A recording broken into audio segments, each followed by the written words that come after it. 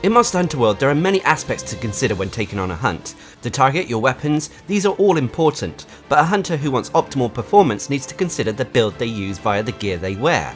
I'm Darcblade, and here are the builds that I use for the longsword. The skills that you gain from armor and even some weapons can help shape your hunter into specialized hunting machines.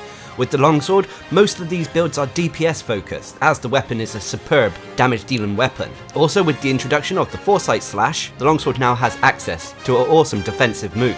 The builds I use are aimed to enhance both of these aspects.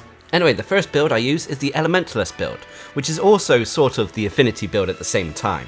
This is my main damage dealing build. Anyway, for this build you'll need the Nergigante Helm Beta, Draken Mail Alpha, Draken Vambraces Alpha, Draken Coil Alpha, Draken Greaves Alpha, the Handicraft Charm Free, and the Divine Slasher. With an affinity increase augmentation, the Divine Slasher is actually one of the best longswords in the game, so it's well worth getting. As for duels, the main mandatory one is the Elementless duel to increase the power of the Divine Slasher, as its dragon element is hidden, thus it counts as an Elementless weapon. After that, you want at least one more attack duel in order to get your attack boost to level 4 and thus gain that 5% affinity, and then the rest are aimed at increasing your affinity rating as well as the damage of your critical attacks via critical duels. Now, if you've done what I've done here, you should be walking away with a build that has 100 health and stamina, 851 attack, white sharpness, 75% affinity. This will remain this high so long as your stamina is maxed out, thanks to the maximum might skill, and you'll have strong defense against dragon and thunder, but just slightly below average defense against the rest. So you'll have the following skills. You'll have critical eye, level 7, attack boost level 4. As I said, this is level 4 in order to get that 5% affinity increase. I do this with a lot of builds with the longsword. Level 4 handicraft, critical boost level 3, maximum might level 3. As I said, the longsword doesn't really use stamina, thus maximum might is a wonderful way to increase your actual base affinity, so long as you keep your stamina high. Weakness exploit level 2, this is only level 2 because I only needed to go up to 30%, as I already had 75% when I have maximum stamina. Power prolonger, this is a byproduct of the gear I'm wearing, but it actually helps the longsword in keeping its charge a little bit longer, and non-elemental boost. You also have the Soul of the Dragon set bonuses, Master's Touch and Elemental Airborne. Whilst Elemental Airborne isn't really used on this build, Master's Touch allow critical attacks not to consume any sharpness. And as the Divine Slasher only has a sliver of white sharpness, this is incredibly useful on this build. Now if you're looking for replacements, unfortunately this set is reliant on the Draken armor set, which can only be achieved from Behemoth. If you're looking for replacement weapons, however, going with anything that doesn't have an element on will work, although the damage may not be as high. However, if you don't have an Elementless duel, then you can consider other weapons that utilize ailments or even elements. Personally, if you don't have the Divine Slasher, I would recommend the Devil Joe sword, also known as the Reaver Calamity. The next build is the Handicraft build. This again focuses on the Divine Slasher's white sharpness and aims to keep it for a lot longer. So again, it's a damage focused build. Anyway, for this you'll need the Kaiser Crown Gamma, Kaiser Mail Gamma, Draken Vambraces Alpha, Kushala Cocoon Gamma, and the Kaiser Greaves Gamma. You also need the Handicraft Charm Free and the Divine Slasher with an Infinity Increase augmentation as your weapon. As for the duels, again you need that Elementless duel. Afterwards, much like the other build, focus on increasing your attack up to rank 4 and then work on Tenderizer, Mighty and critical duels. Now if you've done what I've done here, you should be walking away with a build that has 100 health and 100 stamina, 851 attack, maxed out white sharpness, 50% affinity, with a decent defense against fire, thunder and dragon, but slightly below average against water and ice. You'll also have the following skills. You have Critical Eye level 6, Handicraft level 5, Attack Boost level 4, Crit Boost level 3, Weakness Exploit level 3, Latent Power level 2, this is just a byproduct of the gear, although it can be useful when it kicks in, Maximum Might level 1, and Non-Elemental Boost level 1. You'll also have the Teostra's Technique Master's Touch set bonus, which prevents sharpness loss when you crit a monster. And although you only have a base affinity of 50%, so long as you have maximum stamina, as long as you go for weak points with the Weakness Exploit at level 3, it adds another 50%, making 100% affinity when you're going for weak points. Now again, unfortunately a lot of this armor is from Arch-Tempered monsters, so it will be tricky to get. If you are looking for a replacement weapon, if you don't have the Elementalist duel, you can experiment to what weapon you want to use, but if you take anything that has less than 10% affinity, you may not be able to get that 100% affinity when going for weak points. Anyway, the next build is the longsword build that utilizes the Reaver's Calamity, which is the Devil Joe longsword, one of the strongest longswords in the game. Even though this weapon has elemental values on it, this actually doesn't focus on the elemental value per se, it's just an added bonus. Instead, this build is focused around the sheer attack value that this weapon has. Anyway, for this build you'll need the Nergigante Helm Beta, Draken Mail Alpha, Draken Vambraces Alpha, Draken Coil Alpha, Draken Greaves Alpha, and the Handicraft Charm 3. You'll also have the Reaver's Calamity Longsword with an Affinity Increase augmentation, and then an augmentation of your choice. I went for an attack increase here. As for the jewels, well, you don't need an Elementless one this time at least, so focus on taking an attack jewel to get your attack boost to level 4, and then take jewels to focus on increasing your affinity. So Tenderizer jewels, Mighty jewels, and Critical jewels. If you've done what I've done here, then you should be walking away with a build that has 100 health and 100 stamina, 865 attack, white sharpness, 50% base affinity, so long as you have stamina maxed out, 210 dragon attack with high Elder Seal. You'll also have strong defenses against dragon and thunder, but you're fairly weak against the others. You'll also have the following skills. You'll have Critical Eye level 7, Attack Boost level 4, Critical Boost level 3, Weakness Exploit level 3, Handicraft level 3, Maximum Might level 3, and Power Prolonger level 1. You'll also have the set bonus Elemental Airborne, which can actually come in useful for this build, and Master's Touch, that prevents sharpness loss when you crit a monster. And with this build having maxed out Weakness Exploit and a 50% base affinity, it means as long as you're going for weak points, you shouldn't lose any sharpness.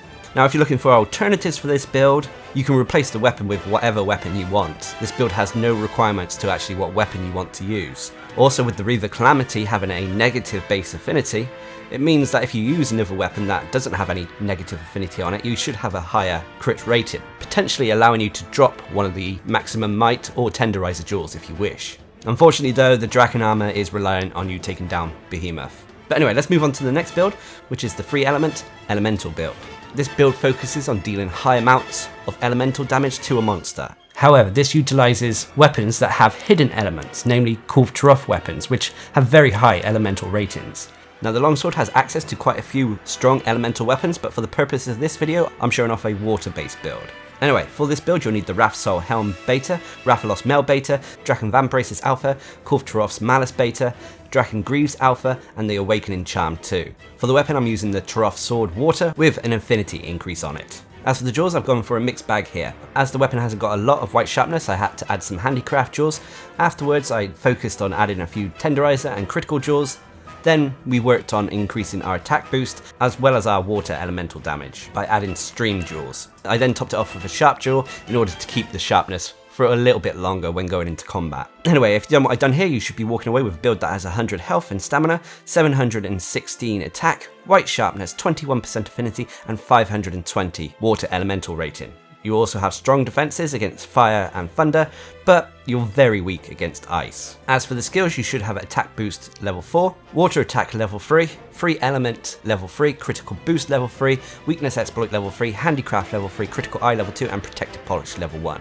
You'll also have the mandatory critical element from the Rathalos mastery to allow your critical hits to deal more elemental damage. You'll also have elemental airborne from the Soul of the Dragon set, which causes more elemental attacks when you're attacking in the air. Protective polish can be very useful for this build, as it allows you to keep that white sharpness for at least a minute when going into the fight, as long as you sharpen your weapon beforehand. If you wanted to, you could drop attack boost in favour of putting some more points into water attack, but you will lose 5% affinity, and with this specific build, the water attack caps out at level 4. Now if you're looking for alternatives, unfortunately again a lot of this stuff is in-game, although these can easily be replaced. The main armor pieces you want for this build to work are the Rathalos pieces. You can as well replace the weapon to whatever element you want, just make sure you change out those stream jewels for whatever element you're using. Anyway, let's move on to the next build, which is the ailment build. This build focuses on inflicting ailments to monsters, whether it be paralysis, sleep, blast, or poison. For the purpose of this build, I've gone with a poison build to ensure some nice damage over time. But if you're looking for a crowd control build, you could consider sleep or paralysis. Anyway, for this build, you'll need the Nergigante Helm Beta, Kaiser Mel Gamma, Draken Vambraces Alpha, Nergigante Coil Beta, and the Draken Greaves Alpha. This is then followed off by the Handicraft Charm 3, and for the weapon I'm using the Wyvern's Blade Holly, which has an Affinity Increase augmentation and a Slot Upgrade augmentation, although the latter is personal preference. As for the jewels, they mainly focus on Venom jewels to increase the poison buildup on monsters, followed by enhancements to my affinity and a sharp jewel in order for me to keep that tiny bit of white sharpness for a little bit longer. Anyway, if you've done what I've done here, you should have a build with 100 health and 100 stamina, 726 attack, a sliver of white sharpness, 55% affinity, so long as your stamina is maxed out. This will be over 100% thanks to the maxed out weakness exploit, and a 410 poison ailment rating. You'll also have average defenses, although you're just below average on water and ice. As for the skills, you'll have attack boost level 5. Level 5 isn't really that much of an issue, but level 5 is thanks to the gear you're wearing, so you can't actually say how much you get. Poison attack level 3, critical eye level 3, critical boost level 3, weakness exploit level 3, handicraft level 3. This is needed in order for this weapon to reach white sharpness. Latent power level 2, which is a byproduct of the gear, but it can come in handy. And maximum might level 2, finally protective polish level 1. You'll also have the elemental airborne, Soul of the Dragon set bonus, but it's not really needed on this build. Unfortunately, again, some of these items are a little bit difficult to come by, especially if you're new to the game. If you are new and want to replace the rarer items, you can maybe swap up the Kaiser Mel Gamma for the Rathalos Mel Beta. You could swap up the Draken Vambraces Alpha for the Kaiser Vambraces Beta, and you could swap out the Greaves for maybe the Dober Greaves Beta. As for the weapon isn't too difficult to come by. This is a Rathian weapon, so it should be easily craftable.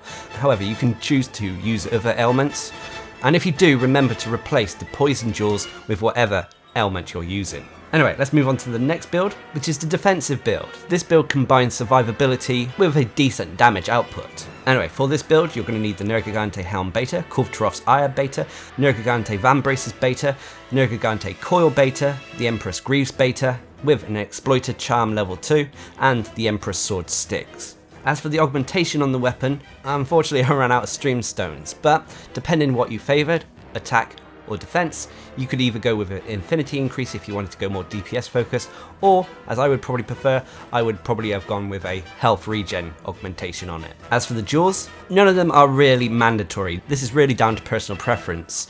I'm leaning more towards DPS over survivability here, so I've gone with some attack jewels, some tenderizer and critical jewels, another mighty jewel, and a handicraft jewel, just to give me a little bit more white sharpness. In terms of defense, I've added another vitality jewel and a jumping jewel to allow me to dodge further. Now, if you've done what I've done here, you should be walking away with 150 health, 100 stamina, 683 attack, white sharpness, 45% base affinity so long as you have maximum stamina, 260 blast rating, with a strong defense against fire, but you're very weak against dragon. As for the skills, you'll have attack boost level 4, health boost level 3, critical boost level 3, weakness exploit level 3, maximum might level 3, stun resistance level 2, agitator level 2, blast attack level 1, handicraft level 1, evade extender level 1, the razor sharp skill that reduces sharpness loss, and you'll get the Nergigante hunger set bonus, which is haste and recovery, which allows you to recover health when attacking. The haste and recovery also stacks well if you've gone with the health regen augmentation bonus. Now, if you're looking for alternatives for this build, you could consider taking the Xenocypher Longsword, which is the Xenojiva sword. This, although it changes the blast element to dragon, it also has similar sharpness, and more importantly, it comes with those two big jewel slots. Kulvtrov's Ire as well could be replaced with, say, the Rathalos Mel Beta, which frees up some tenderizer jewels when you're choosing what jewels to use, and the Empress Greaves could even be replaced with the Nergigante Greaves Beta, which frees up another gem slot because you won't need to have any might jewels. The only downside is you may need to consider swapping out some other bits. For example, the Exploiter Charm, you may need to swap out for a Health Boost Charm in order to keep that high health. Anyway, let's move on to the next build, which is a bit of a gimmick build, but nonetheless it's fun to play with sometimes, which is the Draw Attack build. This focuses on the Adogeron set to increase the attack and stun power of draw attacks. Draw attacks are when you just attack while your weapon is sheathed. As some of the longsword attacks causes the weapon to automatically sheath itself, the draw attack build isn't too bad for the longsword. So anyway, for this build you'll need the Dragonkin Eye Patch Alpha, the Adogeron Mel Beta, the Basil Vambraces Beta, the Adogeron Coil Beta, and the Nergigante Greaves Beta. This is followed up by an Attack Charm 3, and for your weapon, this is really down to personal preference. I went with the Extermination's Edge with an affinity increase on it. As for the jewels, again, they are focused on DPS, so I've gone with an attack jewel to get my attack boost to level 4.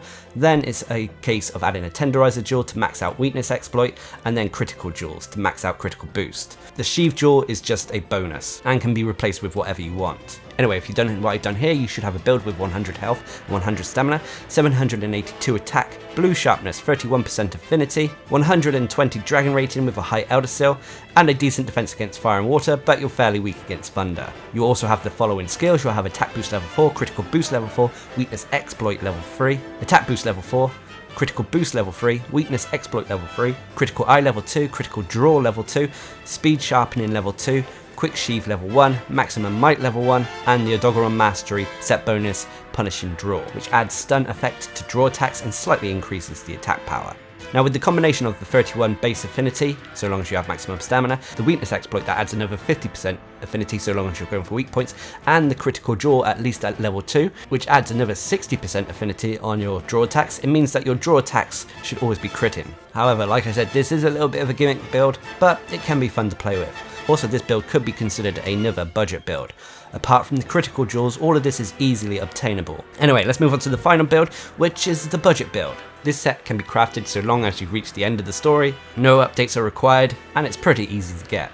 Nonetheless though, it's still quite a potent build, with the ability to dish out a lot of damage. Anyway, for this build you'll need the Nergigante Helm Alpha, the Dobermail Beta, the Kaiser Vambraces Beta, the Nergigante Core Beta, and the Nergigante Greaves Beta. You also have the Exploited Charm level 2, and for your weapon, I'm using the Extermination's Edge, although this can be replaced for whatever you want. The reason I went for the Extermination's Edge is because you don't have to worry about handicraft whatsoever.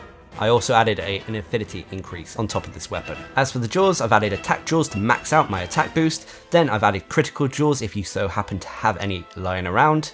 Whilst this helps its damage, if you don't have critical jaws you can replace this with whatever you want. If you want more survivability, consider vitality. This one is down to personal preference. And I've added a slider jaw, which are easy to get, and seeing as that when sliding down a hill, if you perform an aerial spirit draw, which is R2 or right trigger, it allows you to immediately go into a spirit round slash upon landing, which can up your spirit gauge by 1 level. So sliding attacks where available are very useful for the longsword. Anyway, if you've done what I've done here, you should have a build with 100 health and 100 stamina, 812 attack, blue sharpness, 45% affinity, so long as you have maximum stamina, 120 dragon element with a high elder seal rating, with an okay defense against fire, but you're fairly weak against thunder. As for your skills, you won't have many, but they'll be pretty strong. You'll have attack boost level 7, critical boost level 3, weakness exploit level 3, maximum might level 3, affinity sliding level 1, and a Nergigante hunger set bonus haste and recovery, which can give you back a little bit of health when attacking. Now this build is pretty easy to get, and as a result you can pretty much use any weapon you want with this build, although you have to consider if you want to add any handicraft to this build in order to get whatever weapon you're using to right sharpness. You also may want to consider 1 or 2 points in your attack boost via the 2 attack jaws and add in some expert jaws in order to get your affinity to at least 50%. That way the 50% base, so long as you have maximum stamina, combined with the weakness exploit, gives you that 100% affinity when you're going for weak points. So there we have it, those are the builds that I like to use for the longsword. Of course, Monster Hunter World is always being updated with new monsters and gear that can potentially cause these builds to change and become even stronger. So if any major updates happen to any of the builds I've shown off, I'll release an updated video. Remember also that almost every task in Monster Hunter World can be taken on with any weapon and any gear set. You don't have to use what is in this video. These are just the builds that I like to use. Anyway, I hope you found this video helpful or informative, and until next time, I've been Darcblade, bringing you the builds I use for the longsword in Monster Hunter World. Hope you enjoyed the video, thanks for watching, subscribe and like for more.